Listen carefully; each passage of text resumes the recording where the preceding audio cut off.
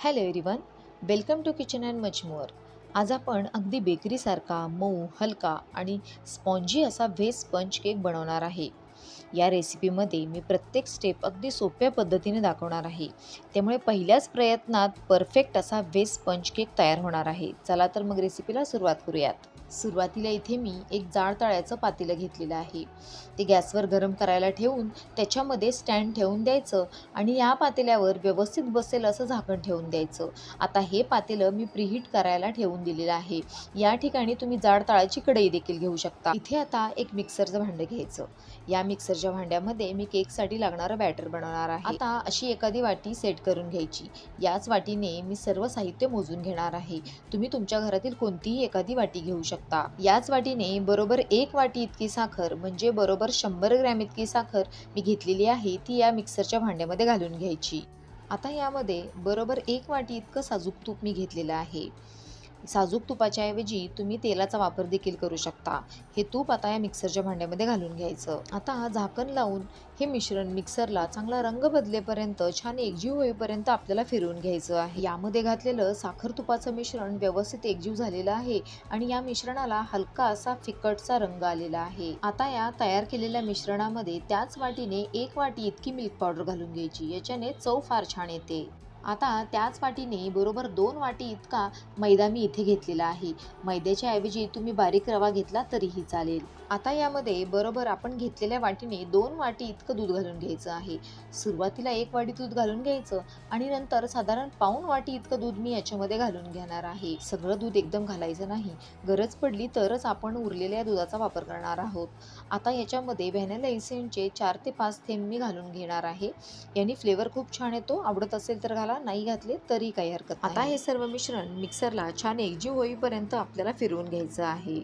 मिक्सरला फिरवल्यानंतर अगदी गरज वाटली तरच हे उरलेलं दूध आपण याच्यामध्ये घालून घेणार आहोत. मिक्सरला छान एकजीव होईपर्यंत फिरवल्यानंतर हे मिश्रण मला थोडंसं घट्ट वाटतंय. आता उरलेलं सगळं दूध देखील मी याच्यामध्ये घालून घेणार आहे आणि परत एकदा हे सर्व मिश्रण छान एकजीव होईपर्यंत मिक्सरला फिरवून घेणार आहे. इथे एकदम स्मूथ असं केकचं बॅटर आपलं तयार झालेलं आहे. इथे बरोबर 2 वाटे इतकं दुधाचा वापर मी केलेला आहे. आवश्यकता वाटल्यास तुम्ही इथे दुधाचं प्रमाण कमी अधिक करू शकता. हे तयार केलेलं बॅटर मी 5 मिनिटासाठी बाजूला ठेवून देणार आहे. आता आपण केकसाठी लागणारा केक टीन तयार करून घेऊ. इथे मी बटर पेपर घालून घेतलेला आहे. तुम्ही बटर पेपरऐवजी या टीनला थोडंसं बटर किंवा तूप लावून थोडासा मैदा भरभरून घेऊ शकता. एकदा का आपला केक टीन सेट झाला की आपल्याला सगळ्यात शेवटी या मिश्रणामध्ये पाव टीस्पून इतका बेकिंग सोडा घालून घ्यायचा आहे आणि 1 टीस्पून इतकी बेकिंग पावडर याच्यामध्ये घालून घ्यायची आहे. इथे मी मेजरिंग स्पून वापरलेला आहे, त्याच्यामुळे हे प्रमाण अगदी परफेक्ट आहे. हे मिश्रण आता मिक्सरवर पल्स मोडवर चालू बंद करत फिरवून घ्यायचं आहे. इथं हे तयार झालेलं केकचं बॅटर आपण सेट केलेल्या केक टीनमध्ये ओतून घ्यायचं आहे. तयार केलेलं हे केकचं बॅटर याच्यामध्ये ओतल्यानंतर हा केकचा टीन हलकासा टॅप करायचा, म्हणजे याच्यामध्ये हवेची पोकळी शिल्लक राहत नाही. आता हा केक आपण बेक करायला ठेवू. आता हे पातेलं साधारण 15 मिनिटं आपण प्रीहीट करून घेतलेलं आहे. आता हा केकचा टीन याच्यामध्ये ठेवून घ्यायचा आणि याच्यावर व्यवस्थित बसेल असं झाकण लावून घ्यायचं. साधारण 45 ते 55 मिनिटं बारीक गॅसवर आपल्याला हा केक बेक करून घ्यायचा आहे. गॅसच्या फ्लेमवर बेकिंग टाइम कमी अधिक होऊ शकतो. इथे बरोबर 55 मिनिटं बारीक गॅसवर मी हा केक बेक करून घेतलेला आहे. केकवर बघा, रंग फार सुरेख आलेला आहे. केक आतपर्यंत व्यवस्थित बेक झालेला आहे की नाही हे पाहण्यासाठी सुरी याच्यामध्ये घालून बघायची. ती जर दोन्ही बाजूनी कोरडी आली तर समजून जा केक व्यवस्थित बेक झालेला आहे.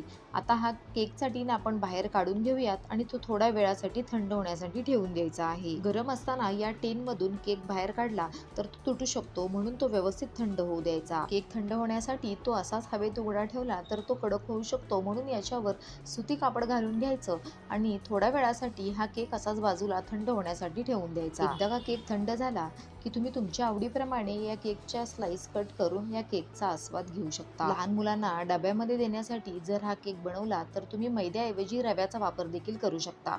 संध्याकाळच्या वेळी चहा सोबत देखील तुम्ही या केकचा आस्वाद घेऊ शकता. पहा, काय मस्त असा अगदी बेकरीमध्ये मिळतो ना, अगदी तसाच आपला हा स्पॉन्ज केक तयार झालेला आहे. इतर वेळी नेहमी आपण क्रीमचे केक खातोच, त्याऐवजी आपल्या घरच्याच साहित्यामध्ये तयार होणारा हा स्पॉन्ज केक तुम्ही एकदा नक्की बनवून पहा आणि तुमचा अभिप्राय मला कमेंट बॉक्समध्ये नक्की कळवा. व्हिडिओ आवडला असेल तर प्लीज एक लाईक करा. तुमच्या मित्रमैत्रिणींसोबत, नातेवाईकांसोबत जास्तीत जास्त शेअर करा आणि माझ्या किचन अँड मच मोर या चॅनलला सबस्क्राईब करा. चला तर मग भेटू अशाच नवनवीन पारंपरिक आणि प्रमाणबद्ध अशा रेसिपींसोबत. तोपर्यंत धन्यवाद.